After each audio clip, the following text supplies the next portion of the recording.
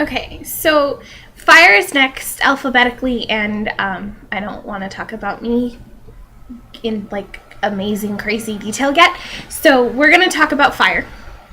And like we have done with all the other elements, we have to think about what fire actually is, what it does, what we see, what happens with fire. So how does it survive, and what differences are there within fire? When we think of fire, we think usually that oxygen feeds the fire. It's the lifeblood of the element. We can also see fire go through, and if not through, then around pretty much every element that comes in contact with. A fire can also have different colors. Some fires we see as white, and others we see as blue or red or even green. These different colors of the flames feel different when we're near them. Some are hotter, some are cooler.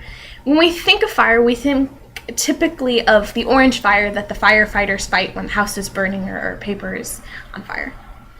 The color of the fire depends on what chemical is burning.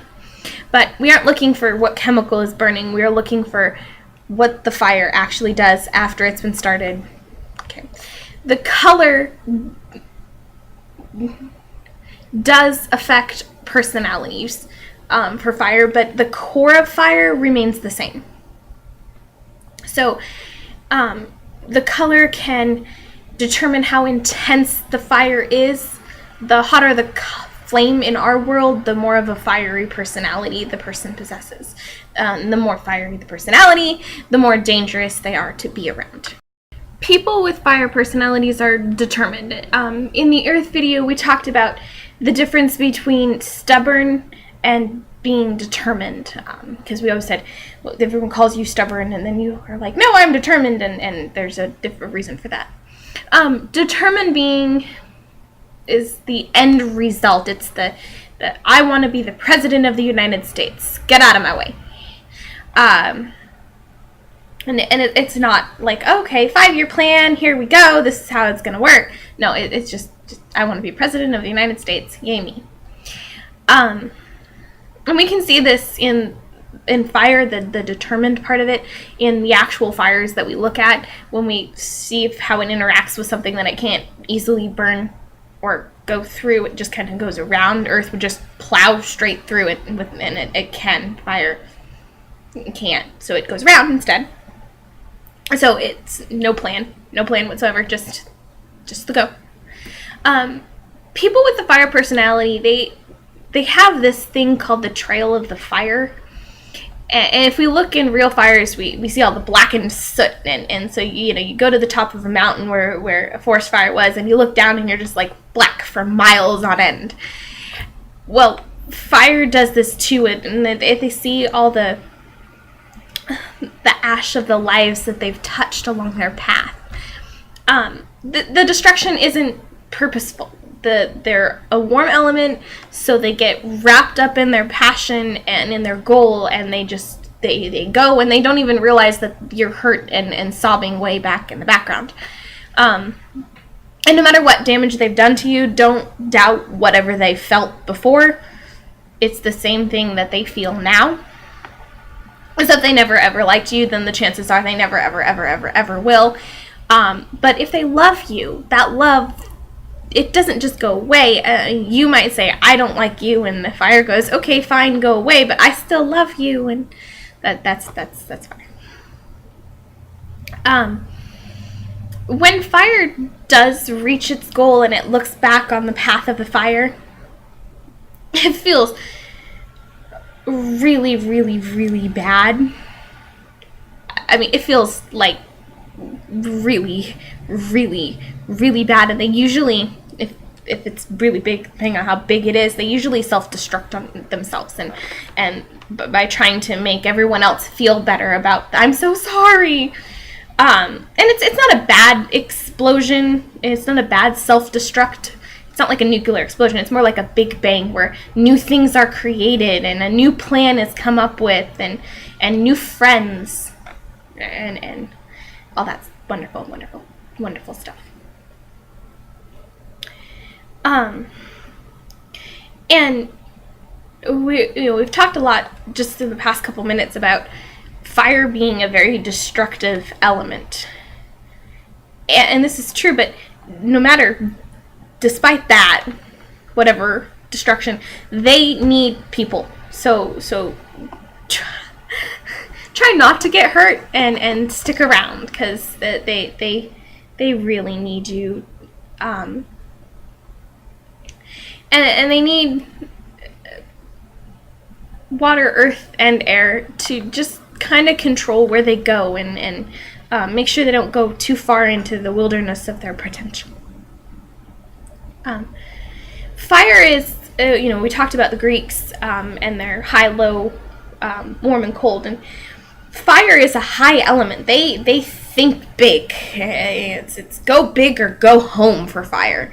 It's not like they're going to be, I want to be the Senate, I want to be the governor of Norman, Oklahoma. No, they're president of the United States. There's a reason why I keep going back to the president of the United States goal. They think really high, and so the plans, the goal that they have is usually way over the top and exaggerated and impossible. And most people just kind of look at them and smile as if the plans are adorable, childish fantasies or something. And they want the best in life. I mean, they want the top notch, the newest stuff, but they're, unlike air, not trying to make people do that for them. They're gonna do it all by their little itty bitty little lonesome self. They're just all by themselves, and of course that's dangerous. And they need people to remind them that alone isn't safe for anyone, including them. And that they need lots of people to help back them up, or it gets too dangerous. Fire people are also really warm or passionate people. When they want something, very little can make them stray from their goal. Yeah, sure, the path, they might take a rabbit trail, but they're really good at getting back on the path and going forward.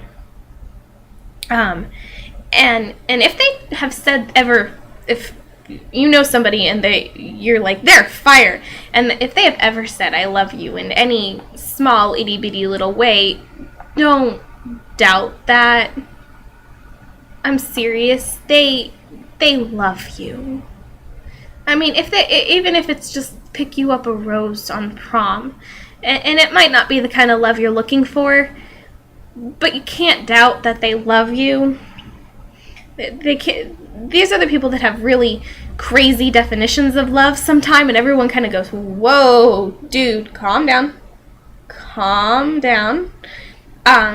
But they love you.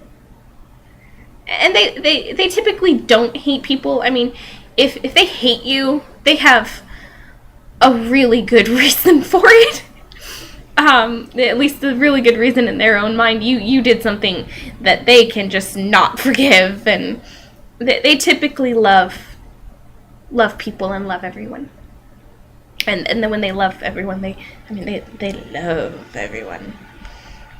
Make great parents and definitely great lovers. Great lovers. Okay, so now we have to talk about what we see in fire, how fire personalities react with other elements and interact with other elements. And we've talked about fire and earth and fire and air a little bit. We'll go into more how fire looks.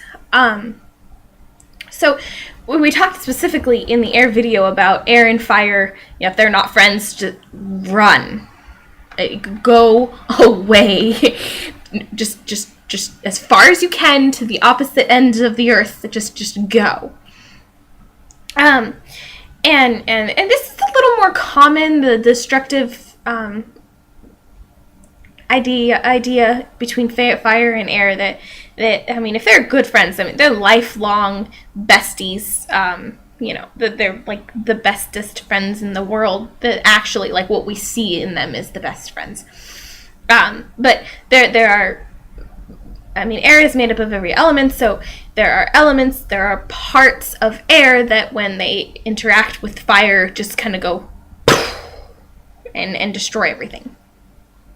And it's violent and destructive. And fire usually wins. Air is the one that gets knocked down, which is shocking because air is everywhere in all things. But fire usually wins. But there's nothing around, and there's nobody to celebrate their victory with, and there's nothing to celebrate their victory with. It's not like they can go have a drink or they can go partay, and there's nothing. There's no party streamers. There's no friends. There's no water. I mean, there's nothing. So it's not like they can celebrate the victory, but they usually do win. So, when we think about the bad end of air and fire, we have to think about, like, the black hole where it just sucks everything in and you gotta run away before it does that, and then it just, and everything goes away. With earth and fire, we talked about if they're friends, if they're not, they're not, and fire's kind of that way with air and earth. But fire and earth. Fire and earth tend to be more likely friends. They're not long-term best friends or lifelong partners or anything, but they can really work through their troubles during this plan. At the end of the plan, when they both reach the same goal, because that's what ties them together is that goal. When they reach their goal, they usually have a falling out, and it's not a very destructive falling out. It's just kind of a falling out. They go away. Bye-bye. Earth gets a little scarred. Fire, dies down a little bit. But when they reach the goal, they kind of fight for which one actually reached it, because they both reached it together, and Earth's just like, okay, I am the president of the United States, and Fire's like, I'm the president of the United States, and so then, they start fighting and whatnot.